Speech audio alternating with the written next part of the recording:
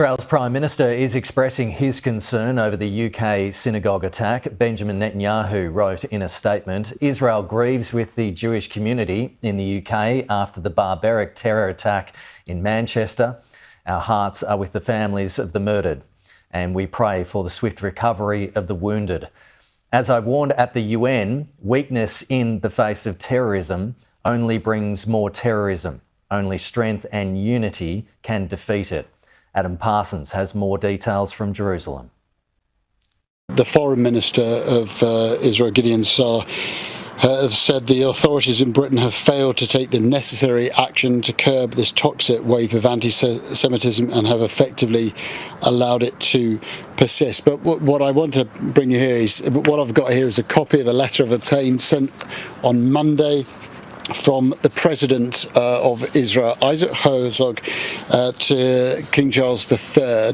So sent a few days ago, but within this, what was supposed to be a personal letter, Isaac Herzog warned King Charles of what he considered to be the very, very serious threat across the Commonwealth of anti-Semitism.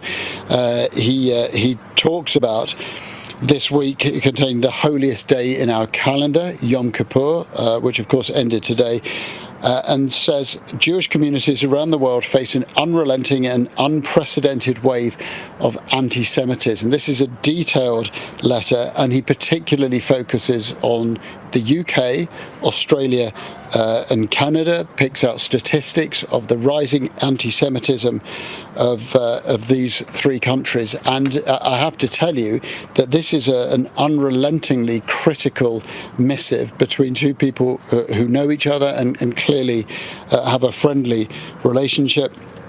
He talks about the United Kingdom having an alarmingly high level of anti-Semitism, and says these figures attest to a continuing climate of insecurity that gravely undermines the sense of security and belonging of Jewish communities across the United Kingdom.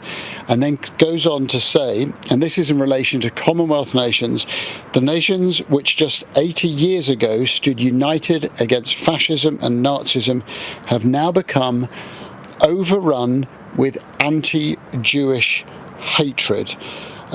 We know all too well that the rise in anti-Semitism correlates directly with events on the ground in the Middle East, yet the free world cannot and must not allow the conflict to become a political tool against the Jewish people. He asks King Charles III to raise what he calls these significant concerns with leaders across the Commonwealth, and says that this is a watershed moment in history. So a detailed and highly critical letter from the President of Israel, Isaac Herzog, written on Monday the 29th of September, in the days before this attack.